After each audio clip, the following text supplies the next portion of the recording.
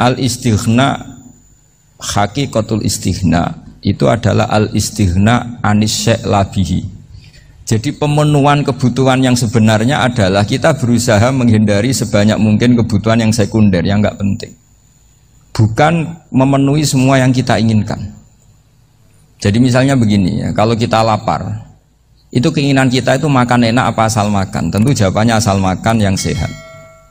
Tapi kalau nuruti nafsu kita, makannya yang enak, teman makan ya enak, terus di warung yang favorit. Ini kan satu kebodohan. Kenapa untuk makan saja butuh definisi sekian banyak? Yang kita harus kecewa, warung favoritnya bisa sudah tutup, atau kita ke sana harus macet, ribet. Yang benar-benar arif dan bijaksana itu adalah al-istighna anisya. Sesuatu yang tidak mendesak itu jangan jadikan kebutuhan. Sehingga kalau kita puasa misalnya, semua makanan itu enak karena kita sangat lapar. Sehingga Abul Qasim Al-Junaidi ketika ditanya, ma'idamu to'am, lauk makanan itu apa? Jawabannya lucu, alju, lapar. Kalau kamu lapar ya semuanya enak. Ini sudah mulai hilang. Kita bilang makan enak itu ya sate, ya gulai, ya pizza yang kita senang. Akhirnya apa? Untuk nikmati nikmatnya Allah itu kita jadi ribet. Apalagi yang orang-orang fasik harus ditemani perempuan yang tidak halal misalnya, atau harus ada ajudan, ribet. Nah pertanyaannya, orang yang ribet sama yang nggak ribet itu pinter mana? Pinter yang nggak ribet. Nah ini kearifan-kearifan yang mulai hilang. Lalu siapa yang bisa mewarisi itu? Ya ulama. Jadi ulama itu cara berpikir sebenarnya simple. Makanya mereka sering kalau tahajud itu, di antara makalah Sayyidina Ali paling terkenal dan yang menjadikan beliau punya derajat yang luar biasa itu adalah kafani izzan antakuna li robban wa kafani fakhron an akuna laka abdan. Ya Allah, saya ini sudah begitu mulia, begitu terhormat dan sangat-sangat terhormat karena yang menjadi Tuhan itu Engkau. Jadi rumus pertama itu karena menjadi Tuhan itu Engkau. Hanya Tuhan yang abadi, Tuhan yang pertama, hanya Tuhan yang al-awwal. Coba ya Allah, kalau saya ini punya Tuhan Fir'aun, punya Tuhan mati jadi tontonan lagi, itu kerennya di mana coba? Andaikan kita punya Tuhan Fir'aun, atau punya Tuhan yang asal-usulnya manusia, apapun hebatnya manusia itu, kita punya Tuhan manusia itu. Tuhan yang lapar, yang kalau nggak makan mungkin pingsan, mungkin bisa kena COVID, nanti Tuhannya diisolasi. Kayak apa? Makanya ketika Tuhan Allah menyindir ketuhanan selain Allah itu, Allah hanya menyindir dengan kalimat sederhana, karena yakulani to'am, yang kamu tuhankan itu masih makan. Artinya kalau nggak makan ya lemes.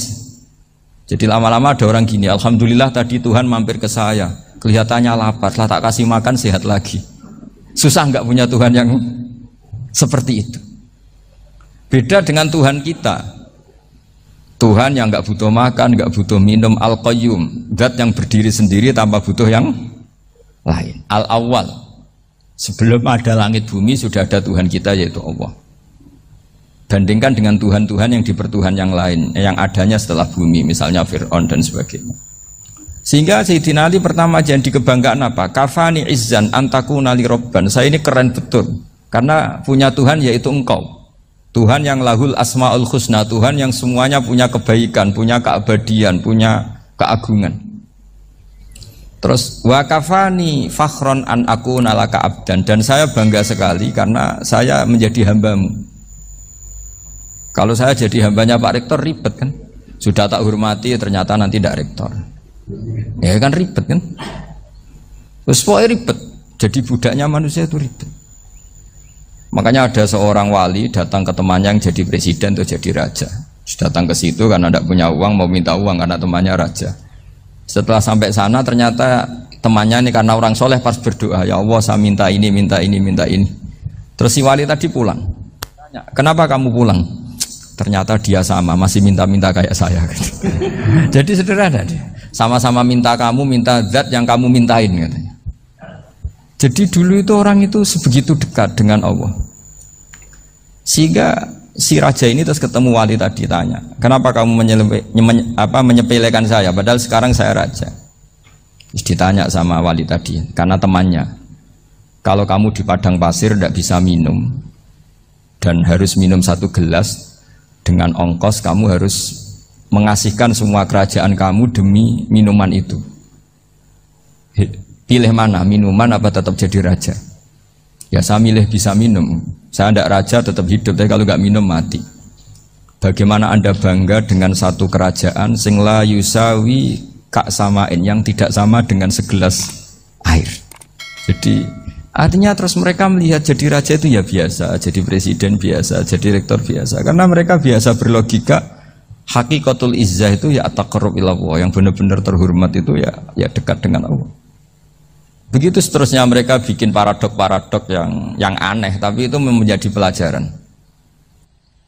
Bapak saya Ki Nur Salim itu senang baca anekdot Nasiruddin Koja. Itu kalau bikin orang-orang aneh, itu dia datang ke satu pesta, pakai baju lusuh, pakai sarung lusuh atau celana lusuh, sama Sohibul Bait yang punya acara dibiarin.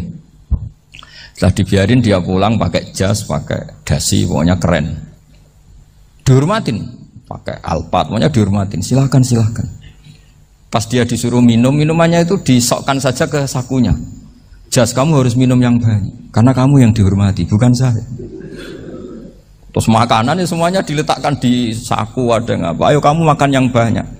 Alpatnya juga gitu, dikasih sate apa? Ayo kamu makan yang banyak. Mereka tidak melihat saya, melihat kamu.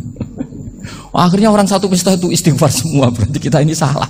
Terus dia pidato, kenapa kamu ngomong gitu? Tadi saya datang, orangnya sama. Gara-gara beda pakaian, penghormatannya beda.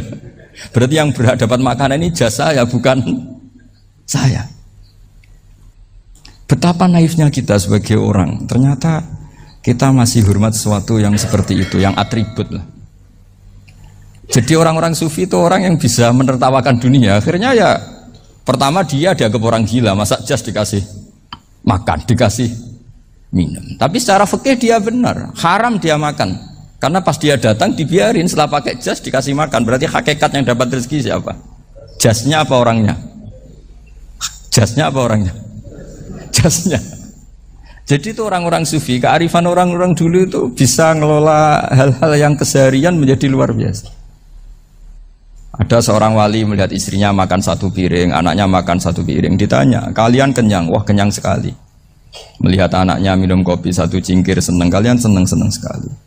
Wah kalau senang dengan hal-hal yang murah bisa, ngapain harus senang dengan hal-hal yang mewah? Bodoh sekali saya. Sehingga terus mereka bisa qanaah. Qanaah itu ya hidup itu simpel, sederhana.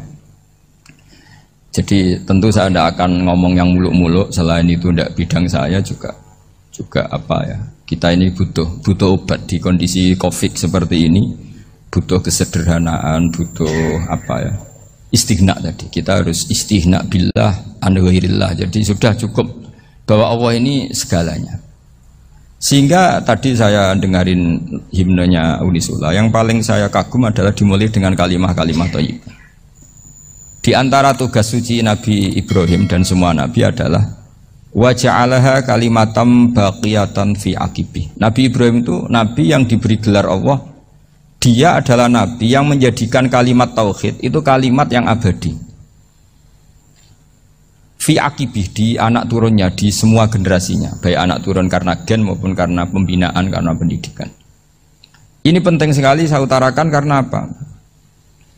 Satu kehidupan itu sebenarnya digerakkan oleh kata-kata, oleh moto kalau bahasa modern. Sehingga banyak ulama mengatakan al-ibarat qutun li'ailatil mustami'in, bahwa redaksi atau moto atau pegangan hidup itu penggerak kehidupan. Sehingga sebetulnya manusia itu digerakkan oleh kalimah-kalimah itu, oleh moto-moto itu, oleh prinsip-prinsip hidup itu. Misalnya orang Palestina itu tiap hari ke pasar gitu. Mereka ke laut gitu. Ditanya, kenapa tidak takut tembak Israel? Jawabannya lucu. Kena tembak ya mati, nggak makan ya mati, nggak kerja ya mati. Ya sudah, sama-sama mati ya mendingan aktivitas normal. Tapi saya tidak menyarankan itu untuk melawan COVID. Ini cerita saja.